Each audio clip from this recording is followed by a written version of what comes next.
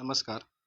TAT secondary મેઇન્સની તૈયારી કરતા ગણિત વિજ્ઞાન વિષયના એસ્પિરન્ટ્સ મિત્રો, આજે આપણે આપણી લેક્ચર સિરીઝમાં પ્રકરણ નંબર 4, 5 અને 6 ના MCQ કરીશું. ધોરણ 10 વિષય વિજ્ઞાન. તો ચાલો કોમેન્ટની અંદર #એજેસર લખી આપો, વિડીયોને લાઈક કરો. હવે આપણે લેક્ચર શરૂ કરીએ. મિત્રો, આપણે આ લેક્ચર સિરીઝમાં ચેપ્ટર 1, 2, 3 જોઈ ગયા છે બહુ વિકલ્પોમાં. હવે આપણે આગળ વધીએ 4, 5, 6 પ્રકરણ. આગળના લેક્ચરની લિંક ડિસ્ક્રિપ્શન બોક્સમાં મૂકી આપું છું. ચાલો, ઇથેન અણુનું આણ્વીય સૂત્ર C2H6 છે. તેમાં સહસંયોજક બંધની સંખ્યા પૂછી છે, જે 7 આવશે. બ્યુટેનોન 4 કાર્બન ધરાવતું સંયોજન છે કે જેમાં ક્રિયાશીલ સમૂહ બ્યુટેનોન એટલે કીટોન આવશે. CHO ક્રિયાશીલ સમૂહ ધરાવતા પદાર્થોને કયા સંયોજનો કહેવાય? CHO આલ્ડીહાઇડ કહેવાય એને. ત્યારબાદ કાર્બોક્સિલિક એસિડમાં કયો ક્રિયાશીલ સમૂહ રહેલો છે? તો કાર્બોક્સિલ જે છે એની અંદર રહેલો છે COOH. ઓલ પ્રત્યય કયા સમૂહને લાગે છે? તો ઓલ પ્રત્યય આલ્કોહોલ એટલે કે OH સમૂહને લાગે છે. સાબુ અને ડિટર્જન્ટમાં અધ્રુવીય પૂંછડી ખાલી જગ્યા પ્રત્યે એ ડાઘ પ્રત્યે આકર્ષણ ધરાવે છે. અને ઋણભારીય શીર્ષ છે એ પાણીના અણુ માટે એટલે કે C આવશે જવાબમાં. ઇથિન C2H6 નો અણુ શું ધરાવે છે? તો એકલ બંધો અને દ્વિબંધ ધરાવે છે. ત્યારબાદ મિત્રો ફુલેરિન, આ સિલેબસની બહારનું છે પણ આપણે એમાં કાર્બન આવશે. સમાનધર્મી શ્રેણી પાસેના હાઇડ્રોકાર્બન વચ્ચેનો તફાવત ખાલી જગ્યા છે. તો મિત્રો એની અંદર જવાબ આવશે CH2. આપેલા હાઇડ્રોકાર્બનમાંથી કયું સંતૃપ્ત સંયોજન છે? તો મિત્રો પેપર ફૂટી ગયું એટલે જવાબ આવશે બરાબર A અને C. બરાબર, ચાલો આગળ વધીએ. હવે આપણે આગળ વધીએ મિત્રો, તો નેક્સ્ટ કૌંસમાં આપેલા વિકલ્પોમાંથી યોગ્ય સાચો વિકલ્પ પસંદ કરો. વાતાવરણમાં કાર્બન ડાયોક્સાઇડનું પ્રમાણ પૂછ્યું છે, 0.03% આવશે. કાર્બનની બાહ્યતમ કક્ષામાં કેટલા ઇલેક્ટ્રોન હોય? 4 ઇલેક્ટ્રોન. N2 અણુમાં નાઇટ્રોજન વચ્ચે ખાલી જગ્યા સહસંયોજક બંધ બનતા હોય તો 3 બને છે. ખાલી જગ્યા સૌથી સખત પદાર્થ છે, હીરો સૌથી સખત છે. કાર્બનની સંયોજકતા 4 હોય, આ સિમિલર થશે. ત્યારબાદ ઇથેનનું તમને અણુસૂત્ર પૂછેલું છે, તો એ મિત્રો થશે C2H6. બ્યુટેનને કેટલા સમઘટક હોય? ચાલો, બ્યુટેનને સમઘટક હોય છે 2. કયા કયા? તો એક છે N બ્યુટેન અને બીજો છે આઇસોબ્યુટેન. ચાલો, આલ્કિનનું સામાન્ય સૂત્ર છે CnH2n, યાદ રાખજો CnH2n. ત્યારબાદ હેલો આલ્કિન એ આ ક્રિયાશીલ સમૂહનું સૂત્ર છે. આલ્ડીહાઇડ સમૂહમાં આલ્ડીહાઇડ એટલે નામથી જ ખ્યાલ આવે છે કે એમાં આલ પ્રત્યય લાગે છે. બરાબર, ચાલો થઈ ગઈ 10 ખાલી જગ્યા. હવે આગળ વધીએ. વિધાનો ખરા છે કે ખોટા એ તમારે જણાવવાનું છે. કાર્બનનો પરમાણુ ક્રમાંક કેટલો છે? 6 છે. CNG નો મુખ્ય ઘટક બ્યુટેન નથી, મિથેન છે. સહસંયોજક સંયોજનો આયનીય સંયોજનની સરખામણીમાં નીચા ગલન બિંદુ અને ઉત્કલન બિંદુ ધરાવે છે. તો બરાબર છે મિત્રો, એ સાચી વાત છે. C4+ ને એનાયન કહેવાય? ના, એને કેટાયન કહેવાય. બરાબર, એનાયન તો માઇનસ થઈ જાય. ઓક્સિજન અણુમાં ઓક્સિજન વચ્ચે દ્વિબંધનું નિર્માણ થાય, સાચી વાત છે. એમોનિયા માં બનતા સહસંયોજક બંધ દ્વિબંધ પ્રકારના હોય છે? ના, એકલ બંધ હોય. ગ્રેફાઇટ લીસો અને ચીકણો જ હોય છે. C60 અણુને હીરો કહેવાય? ના, એમને ફુલેરિન કહેવાય, આ ખોટું છે. કાર્બન, આ સિલેબસ બહાર કહી શકો. કાર્બન અન્ય પરમાણુઓ સાથે બંધ બનાવવાની અદ્વિતીય ક્ષમતા ધરાવે છે, જેથી મોટી સંખ્યામાં અણુ બને છે અને આ ગુણધર્મને કેટેનેશન જ કહેવાય, સાચું છે. હેક્ઝેન અણુનું સૂત્ર C6H14 છે. બરાબર છે. ચાલો હવે આગળ વધીએ, તો માત્ર એક શબ્દમાં જવાબો. કાર્બન 4 ઇલેક્ટ્રોન મેળવીને કયો આયન બને છે? તો કાર્બાઇડ આયન બને, એનાયન બને છે. શું બને છે? કાર્બાઇડ એનાયન બને છે. અહીંયા લખી દઉં છું એનાયન. બરાબર, એટલે કે C4-. ચાલો થઈ ગયું. ઓક્સિજન અણુનું ઇલેક્ટ્રોનિક સૂત્ર દોરવાનું કે તો આવું બનશે. થઈ ગયું. ચાલો, એટલે કે O ડબલ બંધ O. પ્રોપેનોલ જે છે એનું તમારે ઇલેક્ટ્રોનિક બિંદુ નિરૂપણ કરવાનું છે, તો CH3. ત્યારબાદ CH2CH2 અને પ્રોપેનોલ એટલે કે OH લાગશે. ચાલો, અસંતૃપ્ત આલ્કાઇન નું તમારે સામાન્ય સૂત્ર જણાવવાનું છે, તો CnH2n-2. ત્યારબાદ પેન્ટેનના શક્ય સમઘટકોની સંખ્યા, તો 3 આવશે, બોલી જાઉં છું, એન પેન્ટેન, આઇસોપેન્ટેન અને નિયોપેન્ટેન. ત્યારબાદ બ્રોમોપેન્ટેન સંયોજનનું બંધારણ દોરવાનું છે, તો પહેલા 5 કાર્બન દોર નાખીએ, CH3 CH2 CH2 CH2 1 2 3 4 CH2 અને અંતે આવશે બ્રોમો એટલે કે બ્રોમિન. ચાલો, થઈ ગયું. હવે મિત્રો આપણે આગળ વધીએ. નેક્સ્ટ, ઇથેનોઇક એસિડનું બંધારણ તમારે દોરવાનું છે. તો ઇથેનોઇક એસિડ જે છે એનું બંધારણ થશે CH3COOH. CH3COOH થઈ ગયું.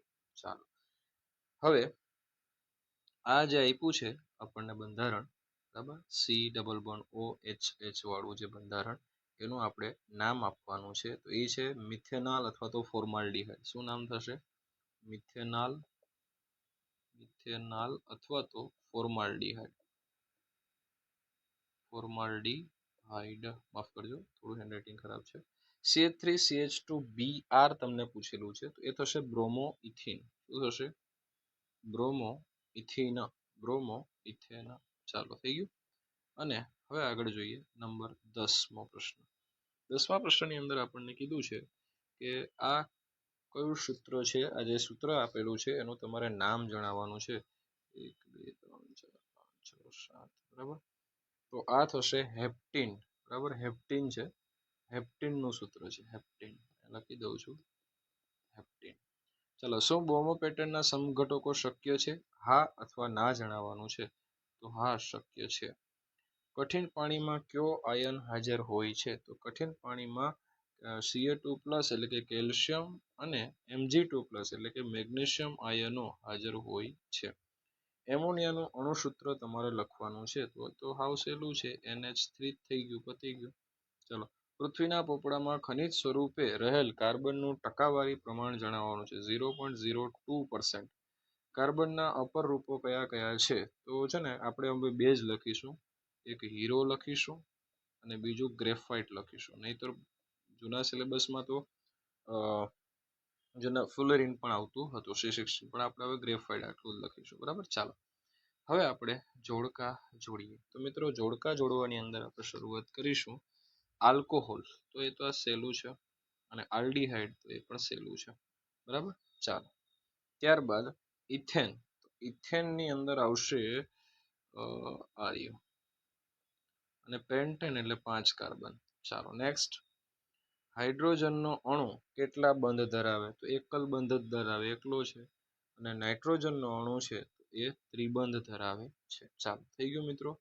હવે આપણે પ્રકરણ 5 જુઓ મિત્રો. આ પ્રકરણ 5 છે ને જૂના સિલેબસનું છે, એટલે આને હું કેલ્ક્યુલેટ કરીશ નહીં. આપણે આ બધું જ હટાવી દઈશું. આ કશું જ આપણે ગણતરીમાં લેવાનું નથી. આ બધું જૂના સિલેબસનું પ્રકરણ 5 છે, બરાબર. આપણે જોઈશું એ સીધું આ રહ્યું આપણું પ્રકરણ 5. આ આપણું પ્રકરણ 5 છે, બરાબર. ચાલો, કારણ કે આ નવો સિલેબસ છે એટલે આપણું પ્રકરણ 5 આ થશે. હવે આપણે શરૂ કરીએ. આપણા શરીરમાં ચરબીનું પાચન ક્યાં થાય છે? ટૂંકા પ્રશ્નો છે, તો એ થશે નાના આંતરડામાં. ક્યાં થાય? નાના આંતરડામાં. ચાલો, ત્યારબાદ ખોરાકના પાચનમાં લાળ રસની શું ભૂમિકા છે?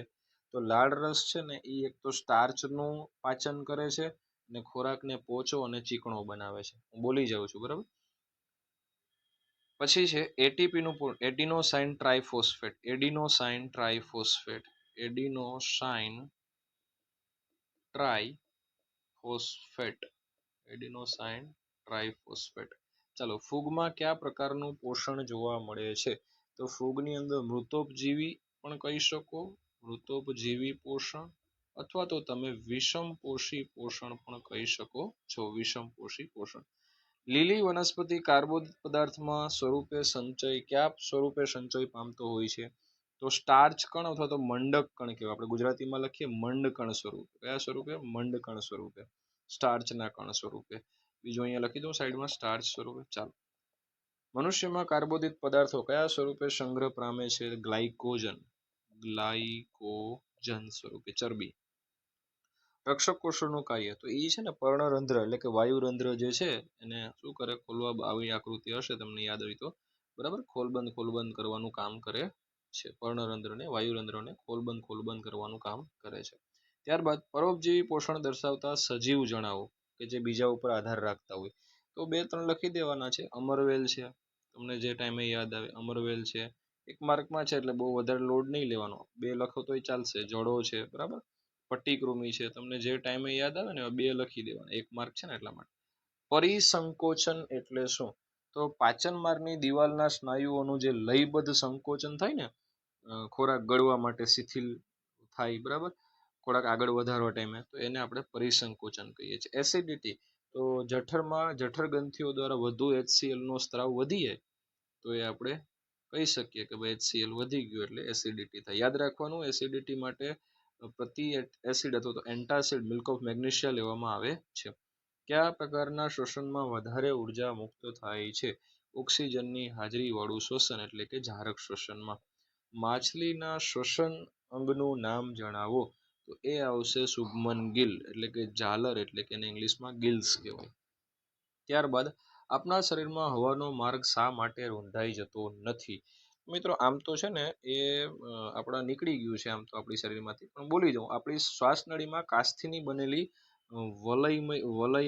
વલયયુક્ત રચના આવેલી છે, એના કારણે આવું થતું નથી. ચાલો, કયા રંજક દ્રવ્યને ઊંચી બંધન ક્ષમતા છે? તો એ છે હિમોગ્લોબિન. કોણ છે? હિમોગ્લોબિન. ચાલો, છેલ્લે, હું સામાન્ય સ્થિતિમાં જઠરના અંદરના સ્તરને હાઇડ્રોક્લોરિક ની, તો એમાં આવશે હાઇડ્રોક્લોરિક એસિડ છે જે રક્ષણ આપે છે ને મ્યુકસ કહેવાય એટલે કે શ્લેષ્મ સ્તર કહેવાય, બરાબર. ચાલો, હવે આપણે ખાલી જગ્યાઓ તરફ આગળ વધીએ.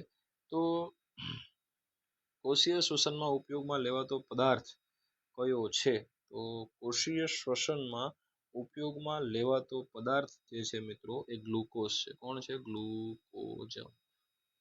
જોજો સહેલું લાગે છે, ટાઈમે યાદ નહીં આવે. ઉર્જાના સ્ત્રોતોને ખોરાક રૂપે બહારથી સજીવના શરીરમાં દાખલ કરવાની જે પ્રક્રિયા છે, આ વ્યાખ્યા છે ચેપ્ટરના નામની. પોષણ. મનુષ્ય ખાલી જગ્યા પ્રકારની અંતઃપોષણ. મનુષ્ય કયા પ્રકારનું પોષણ કરે છે? તો આપણે આમ તો જોવા જઈએ મનુષ્યો છે વિષમપોષી છે, એટલે પ્રાણી સંપોષણ પણ કહી શકો અને વિષમપોષી પોષણ પણ કહી શકો. ચાલો, ત્યારબાદ છે ખાલી જગ્યા ઉત્સેચકનું સ્ટાર્ચનું માલ્ટેજમાં પાચન કરે છે. ખાલી જગ્યા ઉત્સેચક તો લાળ રસીય એમાઇલેઝ, એ લખી દો, લાળ રસીય એમાઇલેઝ. ચાલો, ત્યારબાદ છે પેપ્સિન ખાલી જગ્યા માધ્યમમાં કાર્યરત. કેવા માધ્યમમાં? તો પેપ્સિન છે નાના આંતરડામાં, સોરી જઠરમાં, એટલે એસિડિક હોય છે. ચાલો, અમીબા ખોરાકનું પાચન ખાલી જગ્યામાં થાય છે. અમીબામાં ખોરાકનું પાચન ક્યાં થાય? તો અમીબાની અંદર આવેલી એની અન્નધાનીમાં, બરાબર, અન્નધાનીની અંદર. ત્યારબાદ ખાલી જગ્યાની હાજરીથી નાના આંતરડાની શોષક સપાટીનું ક્ષેત્રફળ વધે છે, તો એને રસાંકુરો કહેવાય અથવા તો પ્રવર્ધો પણ કહી શકો છો. અન્નવાહકમાં પ્રકાશ સંશ્લેષણની નિપજોના વહનને શું કહેવાય? તો મિત્રો એને સ્થળાંતરણ કહેવાય. શું કહેવાય? સ્થળાંતરણ, બરાબર, સ્થળાંતરણ કહે છે. ચાલો, આગળ વધીએ. નેક્સ્ટ 24મા નંબરની ખાલી જગ્યા. ઉત્સર્ગ એકમનો જે અંતિમ છેડો છે એ ક્યાં ખુલે છે? સીટી એટલે કે સંગ્રહણ નલિકામાં, બરાબર. કલેક્ટિવ ટ્યુબ એને સંગ્રહણ નલિકા કહેવાય ગુજરાતીમાં. ચાલો, થઈ ગયું. પ્રકાશ સંશ્લેષણ દરમિયાન ખોરાકની સાથે આડ પેદાશ તરીકે આપણને શું મળે છે? તો આડ પેદાશ તરીકે આપણું શ્વસન દ્રવ્ય ઓક્સિજન મળે છે. અને 26મો જે પ્રશ્ન છે, ખાલી જગ્યા રુધિર કેશિકા ગુચ્છ ધરાવતી કપ જેવી રચના છે, તો અહીંયા લખી દઉં છું બોમેન્સ કેપ્સ્યુલ, બરાબર, બાઉમેનની કોથળી છે, બાઉમેનની કોથળી.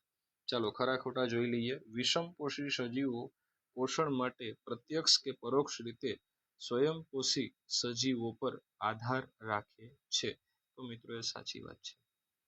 મનુષ્યમાં સ્ટાર્ચ ગ્લાયકોજનના ચરબી સ્વરૂપ થાય આ રીતના. તો પ્રકાશ સંશ્લેષણમાં કાર્બન ડાયોક્સાઇડ વાયુ વપરાય છે, તો ખરી વાત છે. 30મું, વાયુરંધ્ર ખુલવાની કે બંધ થવાની ક્રિયાનું નિયમન રક્ષક કોષો કરે છે. ખોટું છે, આ હરિતકણ ન કરે.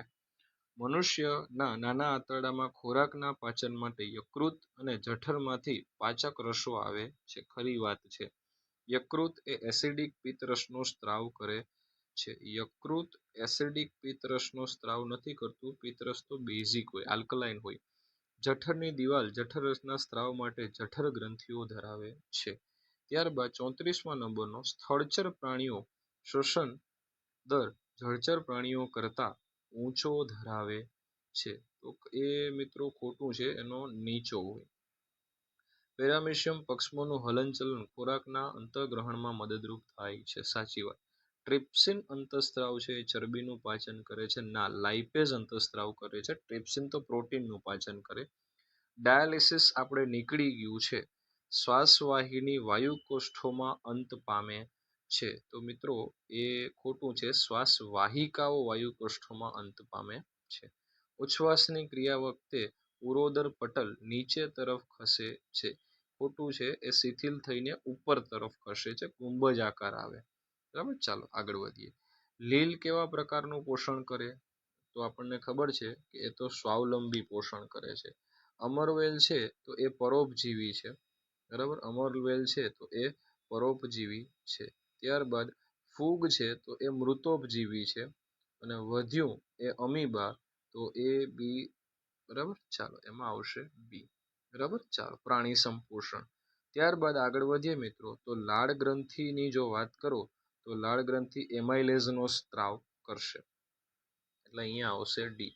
યકૃત છે, યકૃત એ જે સ્ત્રાવ કરશે એ બેઝિક પિત્તનો સ્ત્રાવ કરશે. સ્વાદુપિંડ છે, સ્વાદુપિંડ તો એ ટ્રિપ્સિન આવશે, એટલે કે બી. અને વધ્યું એ જઠર, કે જેની અંદર પ્રોટીનના પાચનની શરૂઆત થશે આપણા પેટમાં.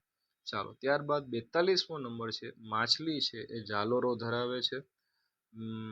પેરામેશિયમ છે એ પક્ષમો ધરાવે છે.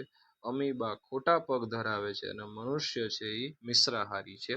બરાબર, ચાલો હવે ફટાફટ આપણે આગળ વધીએ નંબર 43 પર. ઉરોદર પટલ છે એ શ્વાસોશ્વાસમાં મદદરૂપ થાય છે. કાસ્થિમય વલયો છે રસાંકુરો અભિશોષણ માટે જરૂરી છે. ત્યારબાદ વાયુકોષ્ઠો છે એ વાત વિનિમય માટે જરૂરી છે. અને કાસ્થિ વલયો શ્વસન નળીમાં આવેલા હોય છે. ચાલો મિત્રો, આ ખૂબ સહેલું છે એટલે ઝડપ થાય છે થોડી.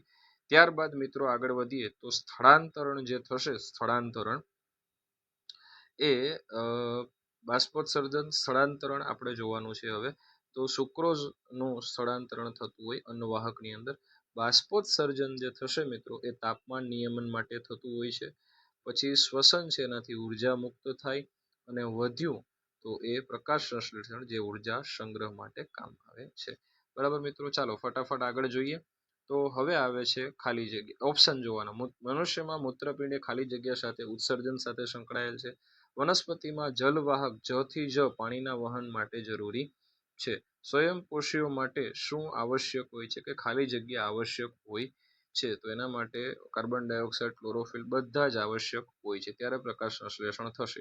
48મો નંબર, ખાલી જગ્યામાં પાયરુવેટના વિઘટન થવાથી કાર્બન ડાયોક્સાઇડ, પાણી અને ઉર્જા મુક્ત થાય છે. એ ઉર્જા મુક્ત થઈ ગઈ એટલે કણ આપસૂત્રો.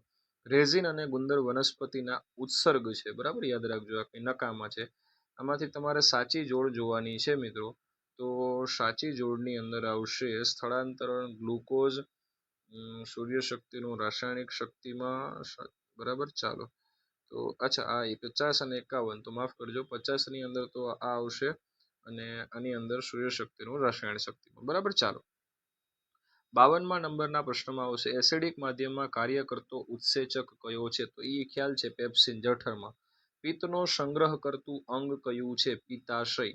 વાયુરંધ્રની રચના કરતા કોષો કયા કયા છે? તો વાયુરંધ્રની રચના કરતા કોષો છે રક્ષક કોષો. ત્યારબાદ પાચનનો અંતિમ હેતુ શું છે? તો પાચનનો અંતિમ હેતુ જે છે મિત્રો એ અભિશોષણ છે, અથવા તો શ્વાંગીકરણ પણ કહી શકો. આ બે એક જ થાય, પણ આપણે અભિશોષણ તરફ જઈએ. માફ કરજો. શ્વસનના પ્રથમ તબક્કામાં ગ્લુકોઝમાંથી ખાલી જગ્યા નિપજ બને છે, તો પાયરુવેટ બનશે. પછી એનું વિઘટન થાય. મનુષ્યમાં વાત વિનિમયની ક્રિયા માટે ચોક્કસ સ્થાન ખાલી જગ્યા છે, તો હમણાં જોઈ ગયા હતા, વાયુ કોષ્ઠો આવેલા હોય છે. 58મો પ્રશ્ન મિત્રો આપણે જોઈએ તો નીચેના પૈકી કયો સજીવ હવા વગર જીવી શકે છે? તો હવા વગર યીસ્ટ જીવી શકે, કારણ કે તો આથવણ કરવું છે. નીચે પૈકી કયા સજીવમાં નાના આંતરડાની લંબાઈ સૌથી વધુ જોવા મળશે? ગાયમાં, કારણ કે એ તૃણાહારી છે. મનુષ્યમાં પ્રોટીનના પાચનની શરૂઆત ક્યાંથી થઈ જાય છે? તો એ જઠરથી થાય છે. બરાબર મિત્રો. તો બસ મિત્રો, અહીંયા આપણે આપણું આ લેક્ચર સેશન છે એને પૂર્ણ કરીએ. મળીશું આપણે આપણા નેક્સ્ટ લેક્ચર સેશનની અંદર, કે જેની અંદર આપણે પ્રકરણ નંબર 6 અને 7 ના પ્રશ્નો જોઈશું. શક્ય હશે, નાનું હશે તો